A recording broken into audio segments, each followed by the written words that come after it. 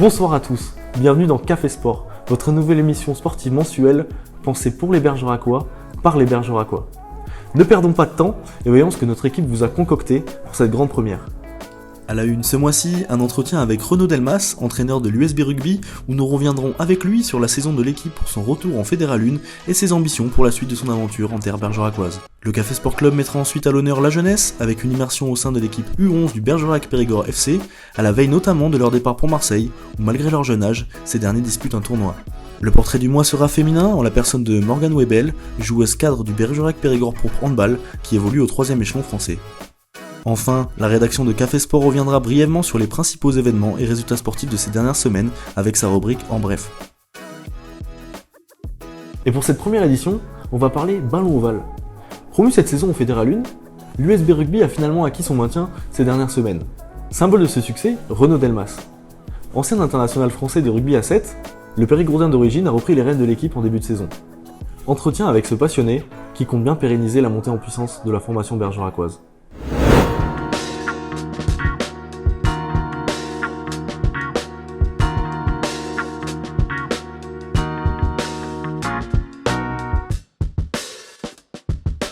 Bonjour Renaud.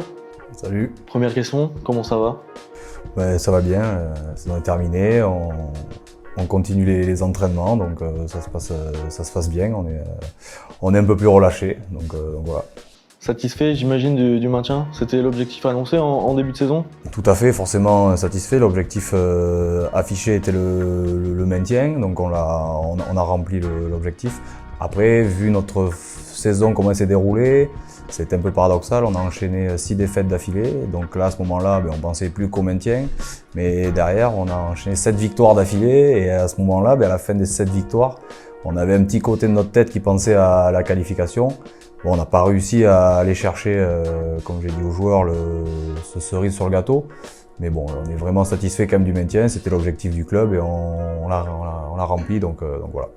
Et du coup, cette disparité entre la première partie de la saison, là, les 10 premiers matchs où vous perdez 8 matchs, je crois, sur les 10 premiers, et les 7 victoires qui s'enchaînent ensuite, vous avez senti qu'il y a eu un déclic à un moment donné, ou c'était que vous aviez besoin d'apprendre parce que, pour contextualiser un petit peu, l'USB Rugby montait de Fédéral 2 en Fédéral 1, donc il y a toujours un petit gap entre deux divisions.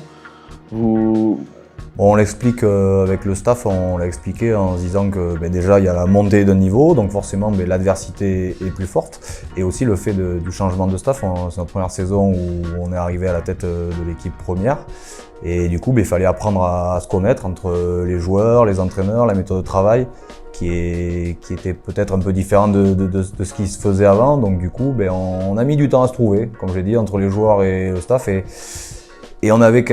qu'on avait des défaites de peu, donc on se disait on n'est pas loin, et des fois on se disait on est loin à la fois parce qu'on n'y arrive pas, et notre crainte c'était que les joueurs lâchent au bout d'un moment, parce qu'ils disaient les coachs nous demandent des efforts et ça paye pas, et à partir du moment où ça a payé, tout le monde s'est rendu compte que ce qu'on demandait ça marchait, que l'investissement des joueurs qu'ils mettaient ça a payé aussi, et du coup après on a tous foncé dans la même direction, et c'est pour ça je pense qu'on a réussi à enchaîner les 7 victoires d'affilée.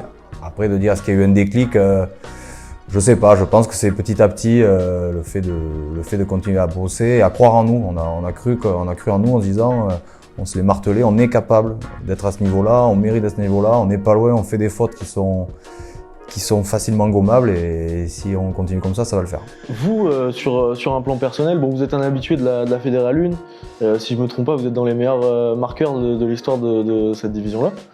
Sans doute encore, je vais pas... Félicitations. Mais... Merci, je n'ai pas fait attention, mais sans doute, oui.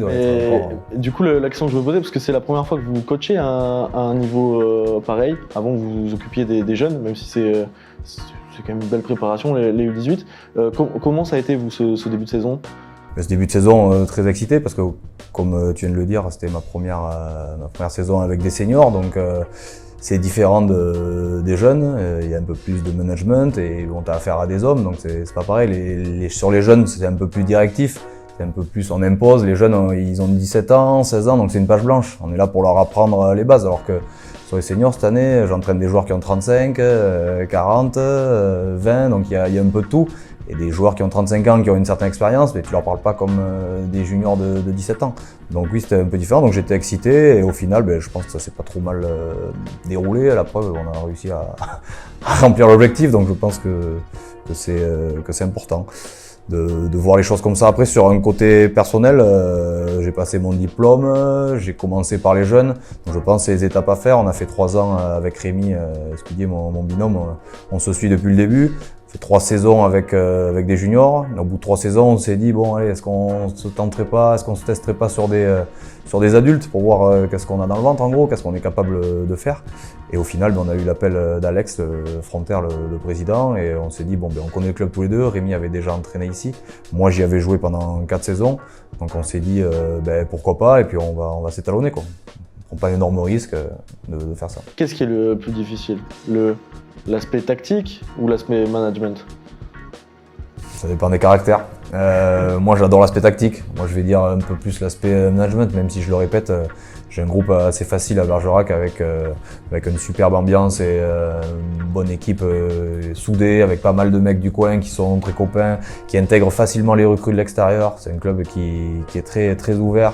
Donc c'est quand même assez facile, j'ai pas à me plaindre de mon groupe, au contraire, ils m'ont facilité la tâche cette année. Et puis moi l'aspect tactique c'est mon truc, j'adore ça, je suis un passionné de rugby, je passerai ma journée entière devant les matchs, donc j'ai pas de problème avec ça. Si je fais ce métier, c'est pour ça, c'est pour me régaler tactiquement et avoir des moments où tu te dis voilà, ça y est, là mon équipe elle ressemble à ce que je veux qu'on mette en place.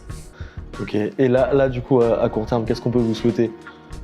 À court terme, là on est dans la construction de l'effectif la saison prochaine, donc un effectif compétitif comme on l'avait cette année pour pouvoir remplir le prochain objectif du club qui va sans doute être le maintien. Merci beaucoup Renaud. De rien. On vous souhaite le meilleur. À la prochaine, j'espère que ça va le faire. À la barrique à l'USB. C'est ça. Passons au Café Sport Club, votre rubrique qui part à la rencontre des clubs du Bergeracois. Aujourd'hui, direction le football et le club phare local, le BPFC. Si les résultats de l'équipe première attirent majoritairement l'œil du public, la formation n'est pas à négliger. Aujourd'hui, pour cette première édition, nous partons à la rencontre de l'équipe U11 du BPFC, coachée par le joueur de National 2, Hicham Emlab. Normalement, ouais. Je t'envoie la liste ce soir. C'est Geoffrey qui tarde. Et ça s'est fait tout naturellement. On a eu des débuts assez compliqués. L'adaptation entre eux et moi, apprendre à se connaître. Mais aujourd'hui, je pense que quand j'en parle, ça se voit. C'est des gamins qui m'ont marqué, qui m'auront marqué, je pense, à vie. Parce qu'aujourd'hui, on a une aventure humaine qui est exceptionnelle. Autant sur le plan humain qu'au niveau des résultats. Tout ce qu'ils ont fait tout au long de l'année, d'adhérer à mon projet, d'adhérer à ma philosophie de jeu et aux principes que j'ai essayé d'établir. Et donc, franchement, c'est quelque chose de humainement magnifique. Ok Adjel, ouais, il y a l'espace maintenant. Parfait mon grand.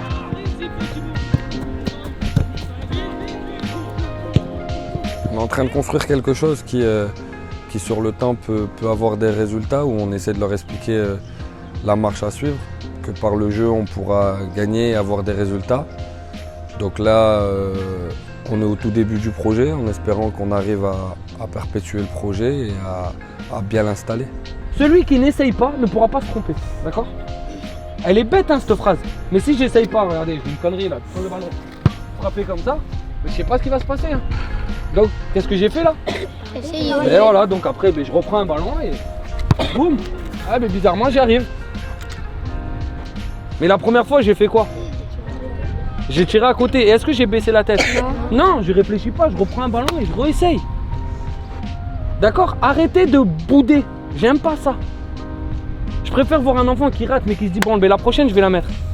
Ou la prochaine je vais la réussir. Moi de te le dire c'est un peu difficile, mais j'essaie en tout cas de leur transmettre encore une fois un message qui est à la fois positif, à la fois constructif pour eux et leur futur dans le football. Après on essaye de partager des choses et moi aussi j'apprends énormément d'eux. Voilà, ouais, oui, calme, oui, et là, t'as le droit de mettre ton pied gauche, hein. Là, tout l'espace devant, voilà. Mieux quand tu mets le pied gauche. Ils vont montrer une belle image du club à Marseille, de leur travail, tout tout au long de l'année, parce que ce que je leur demande très objectivement, c'est assez compliqué, mais ils y adhèrent. Et surtout de vivre une aventure exceptionnelle humaine, puisque on part à 50 à Marseille quand même, avec des parents, avec tout le monde nous a suivis dans notre folie, c'est vraiment quelque chose d'exceptionnel et de rare, je pense, à leur âge, et surtout de découvrir un stade mythique comme le Vélodrome. Donc non, ils ont déjà rempli la part du marché, franchement, en me faisant découvrir ou en me refaisant découvrir le Vélodrome. Franchement, je te dis quoi de plus, non, c'est exceptionnel. Je vais juste y aller, profiter avec eux, on va passer 4 jours à Marseille et on va juste kiffer, comme je leur dis tout le temps depuis le début de saison. Donc là, c'est leur cadeau qui se sont offerts. Donc on verra ce qu'ils sont capables de faire, mais honnêtement, ils peuvent nous surprendre encore. Passons sans plus tarder au portrait du mois. Morgane Webel, cadre du BPPH, nous a reçus. Elle nous a parlé du quotidien de handballeuse en 3e division française.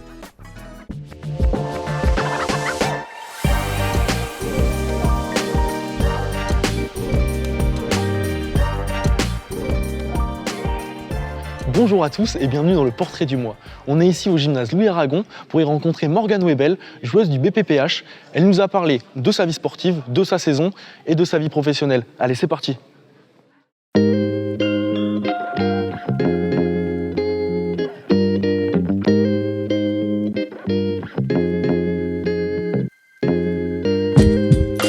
Bon Morgane, ça fait 1 an à peu près que tu es ici à Bergerac. 10 mois maintenant, ouais. 10 mois ? Ouais. Tu viens du nord de la France, enfin Nord-Est. nord-est, l'Alsace. C'est ça. Pas trop compliqué de s'intégrer à Bergerac? Bah franchement, après je suis quelqu'un de sociable, donc ça va, je redoutais pas trop ça, mais finalement non, on s'est super bien intégré. Au contraire, c'était une très belle surprise, donc pas du tout de difficulté. Ok. Tu connaissais un peu le club de Bergerac avant de venir ou pas du tout? Pas du tout. Quand il m'a appelé, franchement il m'a dit Bergerac, je connaissais Cyrano de Bergerac, c'est tout ce que je connaissais. Et du coup après je regardais, je me suis renseignée et puis voilà, je me suis dit bon ça peut être sympa. Ok, parce que du coup là tu es resté au même niveau que tu avais avant, la Nationale 1, quand tu jouais à Strasbourg. Ouais. Donc sur un plan sportif c'est bien également. Ben ouais, franchement, dans tous les cas, c'est le même niveau, mais c'est une autre poule, donc c'est d'autres équipes, c'est un autre style de jeu, parce que je trouve que c'est pas totalement le même, le style du Nord et du Sud, donc c'était une nouvelle belle expérience. Le Bergerac handball, pour toi, c'est pas que le sport, c'est aussi un petit peu ta vie professionnelle. C'est ça, ouais. J'aimerais que tu me parles de ça également. Bah, du coup, par rapport à ma vie professionnelle, j'ai commencé un BPGEPS APT, donc à Thalys Business School à Bergerac, et donc je suis en alternance dans le club. Donc, ce qui fait qu'on a vraiment une double casquette, dans le sens où je joue, j'entraîne 2 équipes de petites, de moins de 13 et de moins de 15. On fait partie intégrante de l'organisation de plein de choses, que ce soit les soirées ou les avant-matchs, etc. Et forcément, on est joueuse, donc ça fait pas mal de choses à mon actif. Ouais, et puis en plus ça t'a permis encore une fois de bien t'intégrer au club quoi. Oui c'est ça, parce que forcément on est en lien avec beaucoup de gens, on échange souvent, on fait plein de projets différents, donc forcément c'est allé super vite, On est arrivé là, au bout d'1 mois, on avait déjà un vrai cercle autour de nous quoi. Ok. Il y a un autre pan de ta vie sportive qui est très intéressant je trouve, c'est que tu es internationale sénégalaise, oui. Au handball évidemment. J'aimerais que tu me parles un petit peu de ça, ce que ça te fait. Bah déjà c'était une belle surprise parce que ça s'est vraiment fait un peu comme ça, j'y aurais jamais pensé. C'était un peu un rêve de gosse, même déjà le fait de signer un premier contrat pro ça a été mon rêve. Je me rappelle encore l'avoir écrit en 3e sur ma lettre de motivation, mais je pensais pas que ça allait devenir réel un jour. Donc déjà ça, et quand j'ai été appelé, ça a été un étonnement déjà de base et une grosse fierté. Je l'ai pas forcément dit parce que voilà, je réalisais pas trop, mais une grande fierté et une super expérience parce que je suis une fille joueuse de N1, donc je côtoie des filles de N1, mais là j'ai côtoyé des filles qui jouent en D1, qui jouent en D2, qui jouent dans d'autres pays, donc forcément c'est un niveau assez élevé. Et en 1 semaine j'ai l'impression que j'ai appris 10 fois plus peut-être qu'en 3 ans réunis, quoi. Mais parce que c'est super intense, il y avait 2 entraînements par jour, il y a tout un staff autour, donc il y a différentes phases d'entraînement et ça fait du bien de voir en fait, parce que j'ai jamais, même si la N1 c'est un peu professionnel, c'est quand même, ça reste semi-pro, donc on n'a pas vraiment la vie type d'une vraie joueuse pro. Donc là, c'était vraiment une immersion, on va dire, donc c'était vraiment super. Bon Morgane, on va se mettre là où les gens te regardent le week-end. Okay. On va se poser en tant que spectateur, On on va sera plus changer à les l'aise. rôles.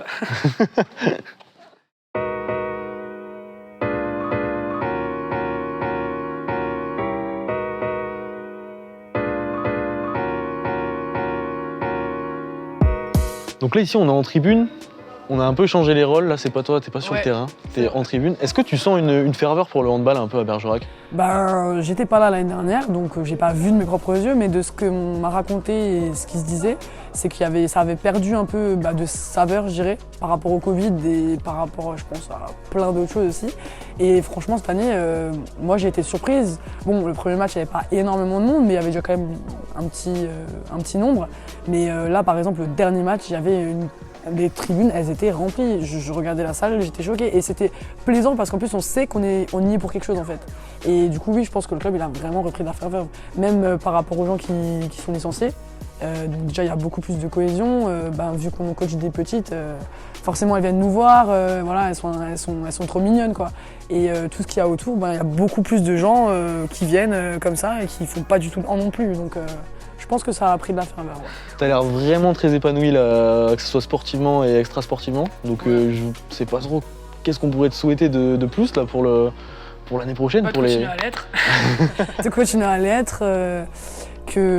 J'espère que l'équipe, ça restera, même s'il y a du coup des nouvelles recrues, c'est trop cool que ce soit pareil, qu'il y ait la même envie, le même engouement, qu'il y ait encore plus de monde qui vienne nous voir.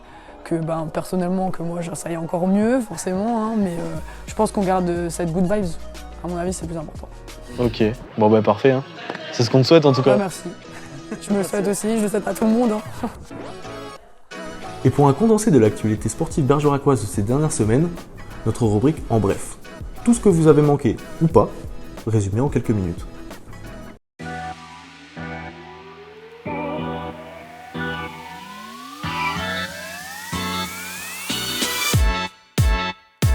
Une semaine après son frustrant match nul contre la réserve de Lorient, le BPFC a de nouveau perdu 2 points précieux dans la course à la montée en National 1. Menant pourtant 2-0, la formation bergeracoise a été réduite à 10 après l'heure de jeu, avant de se faire rejoindre en fin de partie.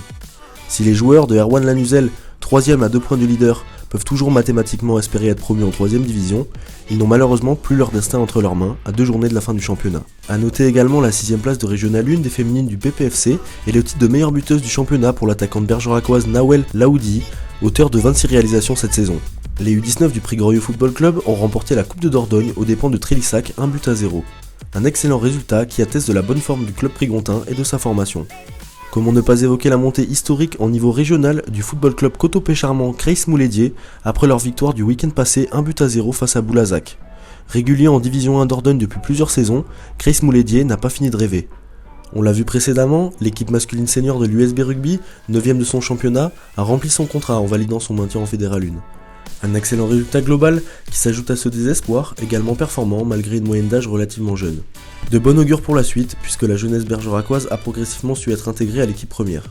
L'été risque bien d'être studieux à Gaston Simonet. Il n'y a pas qu'en matière de viticulture que Bergerac s'exporte au niveau international, puisque 3 bergeracoises ont décroché une médaille au championnat d'Europe d'aviron organisé à Brive-la-Gaillarde. Les sœurs Célia et Amy Brie s'adjugent le bronze en 4 barrés, tandis que Léontine Fouquet est sacrée en 200 barreurs. 2 breloques en bronze, une en or, l'aviron bergeracois se porte toujours aussi bien. Le Bergerac Périgord Pourpre handball féminin termine finalement 5ème de sa poule de National 1 malgré une dernière défaite anecdotique 29-33 face à Mérignac et évoluera toujours au 3ème échelon national la saison prochaine avec pourquoi pas cette fois-ci l'ambition de monter en Division 2.